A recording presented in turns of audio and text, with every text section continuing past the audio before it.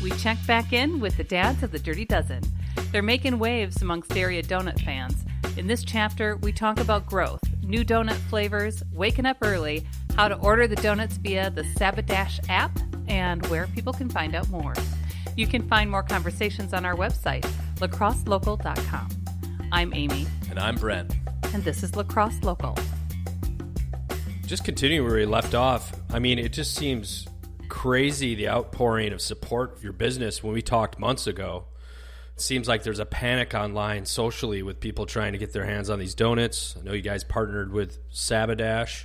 How does that feel? Yeah, absolutely. I mean, since joining with Sabodash, it's taken a lot of work off of our plates because I'm not having to reply to comments over Facebook. Everyone can just go to the app, order their donuts.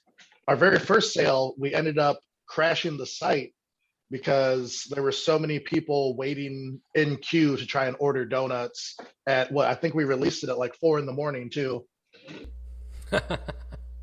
So people are just panicking for these weekly sales or every other week, correct? Yep. Sabodash has its own like built-in fan base too that we kind of tapped into. Yeah. It was cool to like get a bunch of new customers and have them tell their friends about it. And it was a good marketing tool too, I think. Yeah. Was it overwhelming? Were you like, what did I do? Or yeah, I wouldn't say it was overwhelming. I would definitely say it was super exciting. Our most recent sale over Sabodash, we didn't tell anyone we were releasing it. We told them that it would happen at some point during the week, and like that was it. And we released it Monday, I want to say at like 8 a.m. And like no one posted anything about it, but we still sold out. I think it took like just under 24 hours. But like you could see through the trend that like someone saw it, told all of their group of friends, and then so on and so forth. And it was pretty cool to see that there's still a buzz without us having to do any of the work. So it seemed like people were kind of being hush-hush about it. So originally when we chatted, we talked about the origin of the business. You guys moved into the Coulee Region Business Center too. What other steps have you guys or are you in the process of taking? Yeah, we moved into the Coulee Region Business Center in February. Let's see, we started taking on special events. We've got a couple weddings booked for later in the summer. Most recently, we have a pop-up coming up with 608 Brewery. We're going to be there on 420 for a beer that they're releasing with Tree Huggers. To build off of that, we're going to be doing a collaboration with them, and we'll be releasing a 608 Brewery and Dirty Dozen beer in May, I believe. So can you tell us what like the flavor is of the beer, or is that secret? We can tell you that it's going to be a sour beer. Oh, okay. Nice. Yeah, and it's going to have to deal with a little bacon and some maple in there. Perfect for summertime. Summertime one? Nice. So what has the process been like? I mean, I don't know if we touched on this last time, but what is a day-to-day with you guys? You know, it seems like it's kind of an overwhelming venture, or maybe just right, you're excited about it, but like, what's the process been like? I guess the early morning wake-ups, what's a day like when you're serving donuts? It's not too bad. You know, it's like you anticipate that you're going to wake up at like 2 a.m. and go do your thing, but it's kind of nice because it's something that we don't really consider work. So really it's more or less we get up just to hang out and make treats for people. Josh is already there rolling dough. And then me and Max get there and start like frying donuts, and Max starts getting ready with the glazes and whatnot.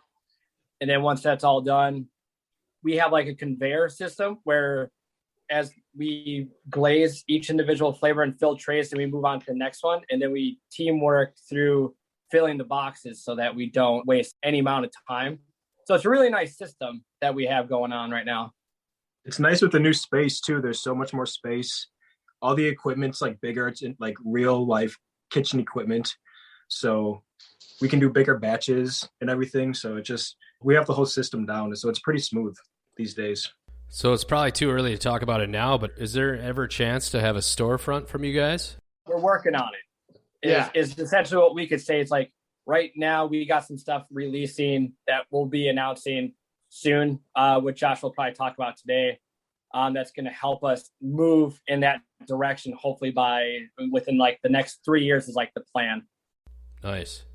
Besides that, what other flavors are coming down the road? I know people, it seems like Every time I see on social people posting pictures, it's usually the same individuals that are just actively just engaged with it and having a great time. But what are some new flavors that you guys are excited about or have been released? We just did this past weekend, we just did a lineup of like fruit and spring inspired flavors. So we did like a blueberry lemon, we did like a strawberry glaze, and we did the orange vanilla. And I think it turned out fantastic. They were super refreshing, super light. And so I think we're going to, this summer, kind of stick more with the fruity, light, fun flavors. Yeah. They turned out amazing. I would definitely say that our kitchen that day smelled like a package of Starburst. And then on this next box we've got coming out, right now it's one of my favorite times of the year where it's nothing but Girl Scout cookies out there. Oh, yeah. So we themed our next box after Girl Scout cookies. We're going to be doing the coconut and caramel cookie. We're going to be doing the peanut butter and chocolate one, and then a lemon pound cake. Nice. Or lemon shortbread, but yeah. Kind of touched on a variety of different things, moving to the center, that beer, maybe some collaborations with some other businesses. What are you excited for in 2021? What's or maybe even 2022, what's like the pinnacle of something that you're excited about? For me, and I probably could say for the rest of us, we're about to release these investment packages. So back in December, we released pre-order packages where you got 2 halves or 2 full dozens. And essentially, it's going to be the same thing, but on a much larger scale. We're going to be releasing packages for $500, and that's going to cover donuts for an entire year for you. Wow. Along with the donuts, it's also going to come with a new hoodie that we're about to release for sale. We're going to be doing some travel mugs, some real limited edition ones just for the people that get the package. We're working with a couple other like breweries and coffee shops to see if we can get some buy one, get ones or something like that there. But what's most exciting is we're going to take that money that we get from the packages and we're going to use it to push ourselves into the next phase, which is going to be us getting a food truck and then being able to take that food truck and become like a mobile operation throughout La Crosse. That's exciting. Yeah. I think it's something needed, especially at 2 a.m. in the morning once that starts happening again, people going out, which there still are, but you know what I mean? So besides these packages, which, I saw that people, seem to be really getting on that sort of process with purchasing it that way. I feel like there is some still confusion about getting the donuts. Can you take us through the process if I just want to try the donuts this weekend, what to do? Yeah, absolutely.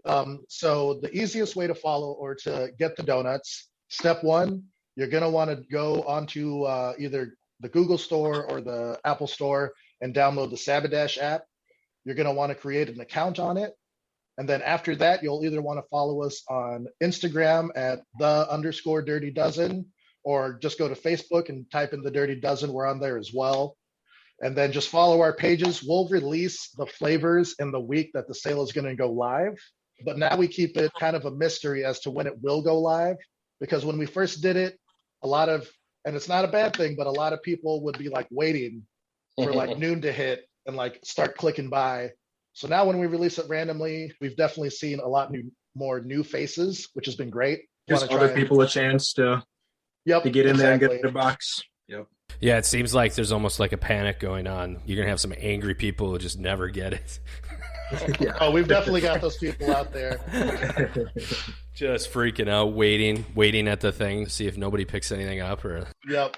Yeah, and then if anyone ever has questions, I'm pretty active on Instagram, so everyone can just like do a direct message and I'll get back to them as soon as I see it. If they have any questions on how to order, or if they have any questions about an event they want to do, we'll redirect them to our email and they can talk to our head chef, Josh, for like any details on pricing. La Crosse Local Podcast is a production of River Travel Media. Do you have an interview idea you'd like to share with us? Message us on Facebook at La Crosse Local. Find out more about us at lacrosselocal.com, and you can subscribe to the La Crosse Local Podcast on your favorite podcast app. If you like us, rate us 5 stars. We appreciate it.